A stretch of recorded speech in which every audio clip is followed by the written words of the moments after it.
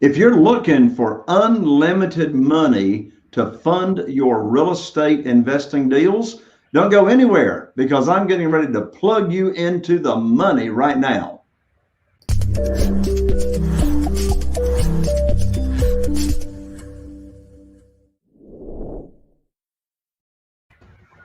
Well, hello there. I'm Jay Conner, the Private Money Authority, and I want to welcome you to another episode of Real Estate Investing with Jay Conner. You may be watching on YouTube, or you may be listening on iTunes or Google Play. So no matter where you are tuning in from, we are glad you're here. And I have got a free gift for you right here today, simply by listening or watching. And that is, I've just released my brand new book titled Where to Get the Money Now, subtitle, How and Where to Get Money for Your Real Estate Deals Without Relying on Traditional or Hard Money Lenders. So this just hit bestseller status, and I will give it to you free. All I ask is just cover a couple of bucks for shipping and handling, but the book is free, and it's going to show you exactly step by step how to never miss out on a deal for not having the funding. You see, I started investing in real estate, single family houses here in Eastern North Carolina back in 2003. The first 6 years I relied on institutional money, but then I lost my lines of credit overnight like everybody else did back in 2008, 2009. And so I discovered the key to getting funding for your deals, and it is private money. And so I was able to raise $2,150,000 in private money in less than 90 days. And since that time, in January 2009, I've never missed out on a deal for not having the funding. And now you can enjoy the same success. We've rehabbed a little over 420 houses here in Eastern North Carolina. We do 2 to 3 deals a month. Average profits are $67,000. And so this here, private money is the key. So simply go to www.jayconner.com/book, BOOK, and we'll get the book shipped right out to you. Again, that's jayconner.com/book, BOOK. And I think you're going to really, really love the book as it plugs you into the funding. Of course, we really appreciate you subscribing and reviewing and rating, like, share, subscribe.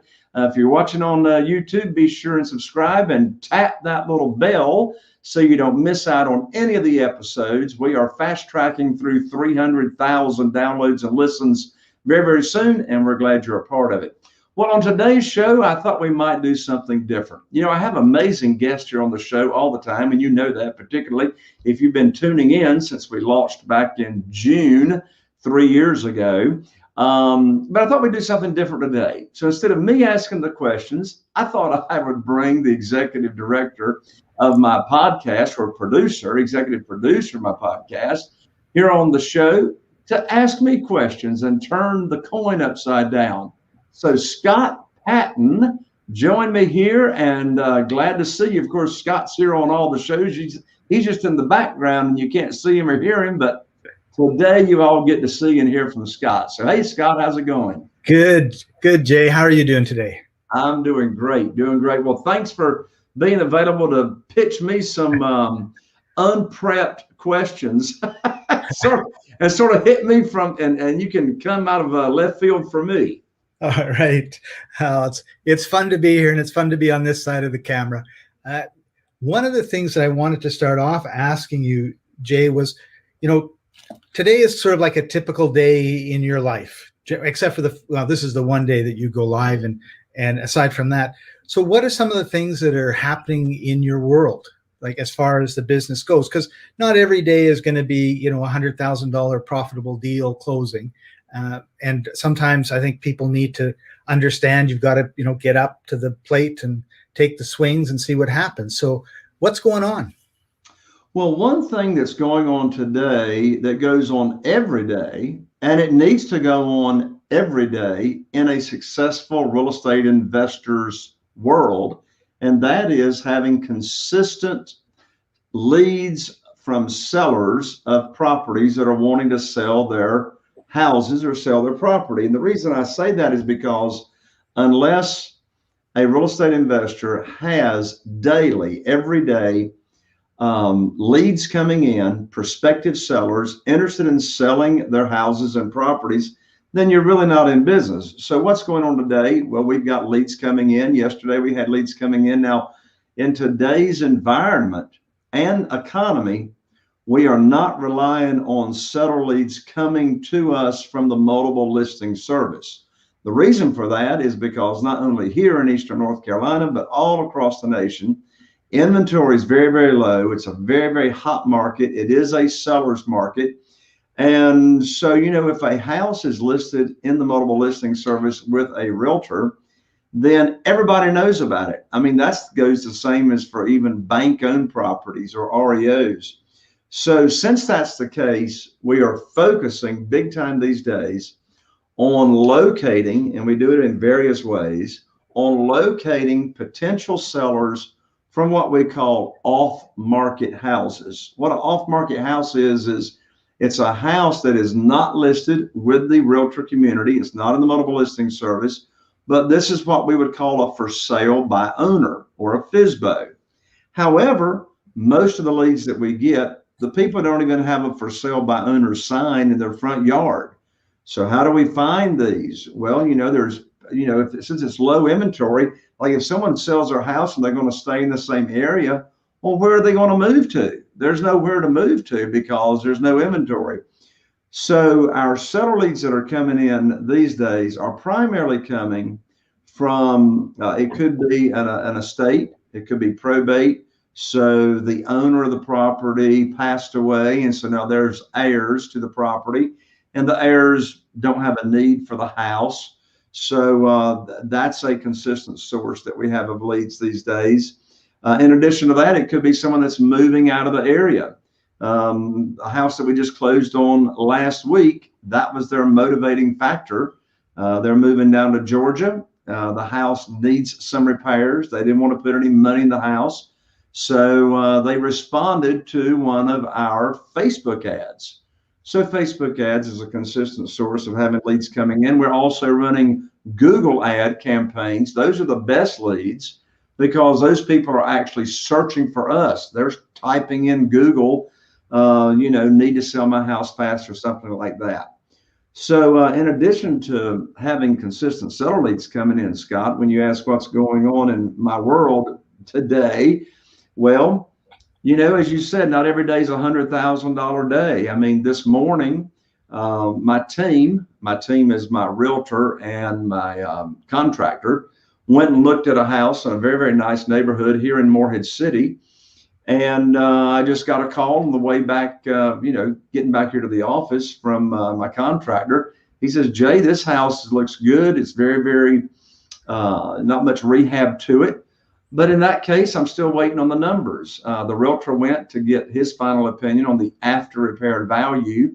So I'll be hearing from my realtor probably later today. I'll be hearing from my general contractor with all the budget. And then I'll be figuring out, well, what's their asking price? We've already got that information. So maybe that'll be a deal. Maybe it won't. We looked at another house over in Havelock yesterday on Kenneth Boulevard. And I wish the seller had told us that's a tear down. I mean, that house can't even be rehabbed. It's in such bad shape. So, I mean, there's like no offer going to be on that house. So, Jay, in a case like that, what'll happen with that house? Will the owner just keep it until it falls apart, or that's a good question. I don't know what's going to happen to it. It's already vacant. The owner is no longer in it. And so I think what's eventually going to happen is, somebody's going to buy it just for the land. I could buy it for the land, but that's not my cup of tea. Right. I want to, rehab a house. So that's an important lesson, what you just said there.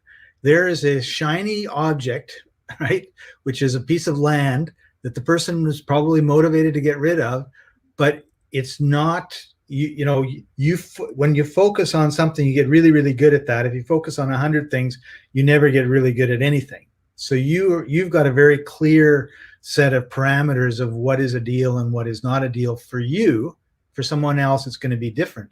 And I think I know me for a fact, and many other people, it's kind of like, oh, look at this, oh, look at that, oh, look at this. And then you spend all this time on something that if you had a very clear yes, no list, right? This is my checklist.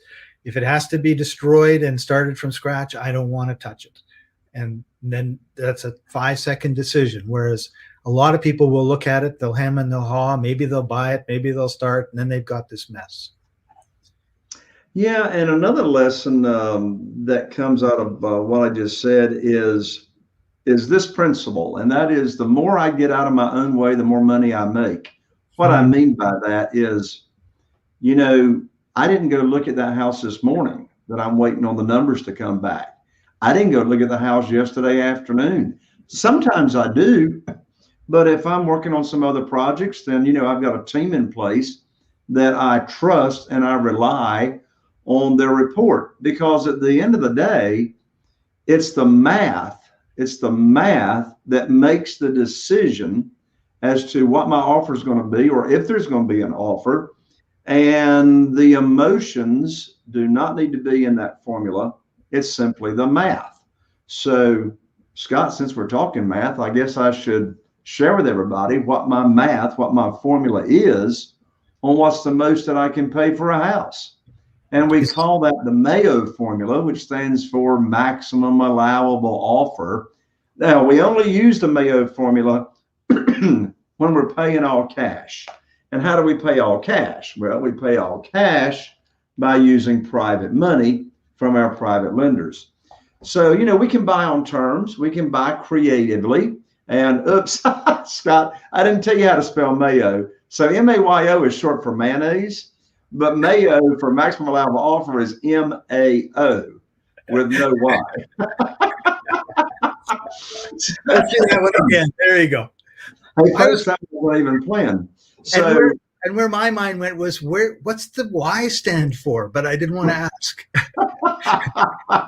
It stands for mayonnaise. So again, we're only going to use the maximum allowable offer formula, or the Mayo formula, when we're paying all cash for a property. And in the real world out there, most of the sellers are going to require all the cash. Now, if we can negotiate to purchase a house on terms, which means they're either going to sell to us with owner financing or seller financing, and they're going to carry the note, or we're going to buy, for example, the house subject to the existing note, where the seller agrees to sell us their house, keep the mortgage in their name, and we agree to make their payments until we find an end buyer to cash us out. But the Mayo formula when paying all cash is simply ARV, which stands for after repaired value. And the definition of after repaired value is a house that you've completely fixed up and it's absolutely beautiful. So the maximum allowable formula is after repaired value times 70% less repairs equals the maximum allowable offer. So again, the Mayo formula is after repaired value, or ARV, which means the house is totally fixed up in beautiful condition, times 70% less repairs equals maximum allowable offer. Now, I don't offer the maximum allowable offer number. I typically will throw in an extra $10,000 less than the offer for the unexpected. We got this guy named Murphy that shows up, and he's named Murphy because you all know the old rule: if anything can go wrong, it will. That's Murphy's law. So there's always the unexpected. Repairs always cost more than they are estimated to be. So really what my true maximum offer is going to be is ARV times 70%, less repairs, less an additional $10,000. That's really going to be the maximum that I'm going to pay. But anyway, Scott, I'm not sure how we got off on all that, but I did want to talk a little bit about the private money and what happens when you're paying all cash. Right. And so you brought up private money, and of course, you never go to the bank for financing. No. So let's suppose, for example, that the house that is falling down was actually in really good shape. I mean, good enough shape that it would take a little bit of paint here and a little bit of sprucing and cleaning there, and it would be good. And the amount the person wanted was in a reasonable level. Where are you going to get the money? Because you just looked at the house now. Hopefully he can close in 7 or 14 days. That's an awful short period of time to get the money. The bank's not going to give it to you, and of course you don't want to go to the bank. How does that work? Yeah. So in doing business with our private lenders, and so my wife, Carol Joy, and I, we've got about 45 individuals. I mean, just to be clear with everybody, what is private money? Well, private money, I call it relationship money. You're actually borrowing money from an individual. So we're not talking banks, hard money lenders, institutions of any kind. We're doing business with individuals. And so a private lender is an individual that loans money to the real estate investor, either from their investment capital or from their retirement funds. A big part of the success of private money is having a relationship with what's called a self-directed IRA company. And I recommend Quest out of Houston, Texas. And so what people can do, what individuals can do, is they can transfer or roll over penalty-free, tax-free, their existing retirement funds or a portion of them over to a self-directed IRA company like Quest. No tax effect, no penalties, and they can loan out money to us real estate investors and get their returns either tax deferred or tax free. So, in answer to your question, Scott, so I'm making a cash offer. Where's the money coming from? Well, I've already got what we call money sitting on the shelf. And what money sitting on the shelf is, it's private money from private lenders that I already have a relationship with. Either they're new and they haven't done their first deal with me, or it's a current private lender that's doing more business. They tell me just verbally how much funds, how much money they have available to loan out on deals. We keep that on an Excel spreadsheet. And so a new private lender coming in is at the top of the list. And then other private lenders, as we're cashing out deals, they go in what we call the queue, and they just move up the queue until we're going to use their money next. So again, in answer to your question, where's the money coming from? It's already been verbally pledged by our private lenders. And so now, right now I have over $1 million sitting on the shelf, just waiting there to be used. I got 3 houses cashing out this week and next week. And so there's going to be a bunch more private money coming available. So, ever since I started using private money back in 2009, it's sort of been a balancing act of keeping the private lenders happy, keeping their funds invested on our deals, and having private money available at the same time for any offers that, we'll be making on properties. So one of the alternatives to the stock, because what do people do in their retirement funds? They usually buy mutual funds, or they buy some stock that they like. And from time to time, the stock market has kind of collapsed, and the funds don't look that good. So how often does your private money funds collapse? The house didn't work, you lost your shirt, it went from whatever to what, it's like a 20% drop in the stock market. I'm sure something like that must happen in the housing market. So the last time we had a major correction in real estate values of houses across the nation was back in 2008 and 2009. Now here locally, we had a price drop over that period of time of about 20%. But here's the thing with real estate, it doesn't happen overnight. Typically, there is a time frame of a decreasing in values. So it's for that reason that I practice, and I also coach and train my real estate investing students all across the nation, that we don't want to, when paying all cash with private money, we don't want to borrow more than 75% of the after repaired value. The reason for that is what I just said. And that is, if there is a downturn in the market and prices are coming down, well, I'm going to be able to liquidate that property long before there would be a reduction in value of 25% of the value of the house. But where I get the 25% from is the 75% maximum of the after repaired value that I'm borrowing. So it keeps the private money, the private lender's money conservative. It's a conservative investment, and it keeps everybody protected. So you've never had a private money lender that's lost their investment? Correct. In fact, since we've been doing private money, borrowing private money from individuals since 2009, every private lender has been paid exactly what they were promised, nothing less, and nobody's lost money. In fact, they got everything they had coming to them. And the reason that's the case is because of the formula that we just went over. The formula is I'm not going to borrow more than 75% of the after repaired value. Now, in this world of private money, we always bring home a big check when we buy a house. And that's because we borrow more than we need to purchase it. But remember, I'm not saying borrow a maximum of 75% of the purchase price.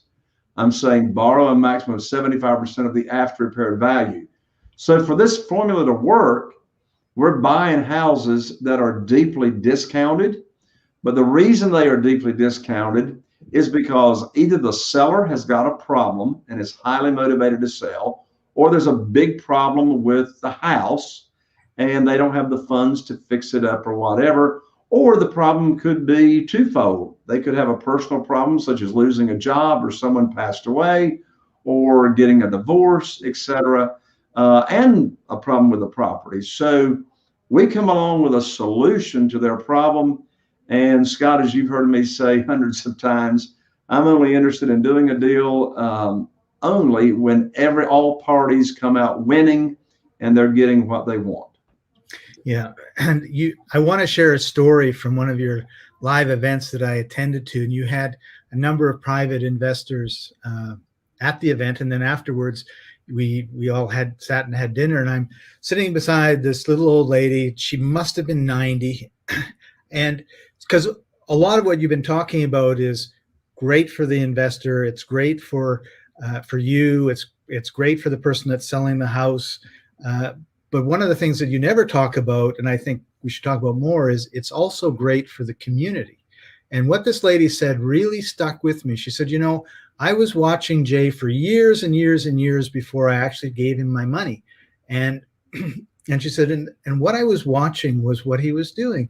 And he would go into a neighborhood that was a little bit rough, and he would fix up this house and it would be beautiful. And then he got people into the house who, lovely little family, family of 4, family of 3, and they would look after that house and they kept it beautiful. And I saw him improve neighborhoods over and over and over again. And I thought, wow, he's really, giving the community a good service. And I think I'm going to give him my money.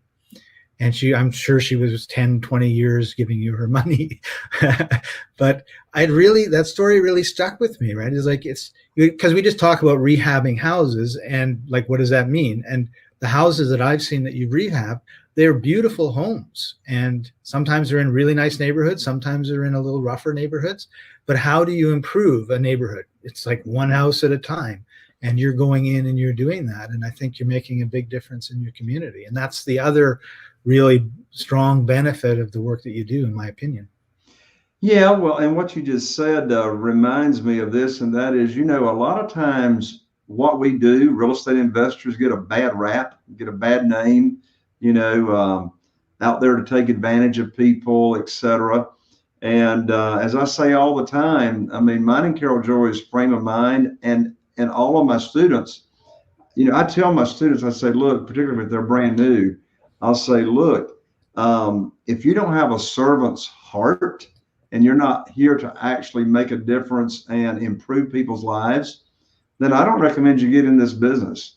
There's so many people that actually come out winning when you do this business right. Like if I'm buying a house with private money, first of all, the private money lender, the individual wins because they're not going to get these types of returns that we pay through any other type of, investment return. The person that we're buying the property from, they win. They had a problem. We were the solution to their problem by being able to buy the property without them having to do anything to it. A lot of homes we sell on rent to own or lease purchase. Right now, 82% of the population can't even go to the local bank or a mortgage company and get a mortgage. Well, we sell a lot of homes on rent to own to where we actually help the people in credit repair while they're living in the home, get ready for a mortgage. So they win. We've given them a path to home ownership that they couldn't enjoy any other way. Yeah. And then we, as the real estate investor, we win by being like the orchestra director that makes all this happen. And your community wins because they have a nice home where it was a piece of junk before. Exactly. Well, Jay, it's been 26 minutes of, I think, one question. And we were wondering how we were going to fill this out. We had 8 questions set up. So I think we're going to have to save the other 7. Well, that works. That works, Scott. Well, Scott, I enjoyed this, for lack of a better phrase, fireside chat. That's a great term. That's what we're going to call these from now on. Fireside There you go. Fireside chats, even in the summertime. Hey, Scott, one more time, just in case people were tuning in later. Free book, folks. My book just came out, Where to Get the Money Now. So this is going to show you step by step exactly how I get private money to fund my deals and how you can too. You can go claim your free copy at www.jayconner.com/book, BOOK. Well, Scott, thank you so much. Had a great time. And again, folks, we appreciate you subscribing, liking, and sharing, giving us reviews and 5 stars and all that kind of good stuff. And if you're watching on YouTube, be sure to subscribe and tap that little bell so you don't miss out on any of the upcoming future episodes. Well, there you have it, folks. I'm Jay Conner, the Private Money Authority, wishing you all the best. And here is to taking your business to the next level. We'll see you on the next show of Real Estate Investing with Jay Conner.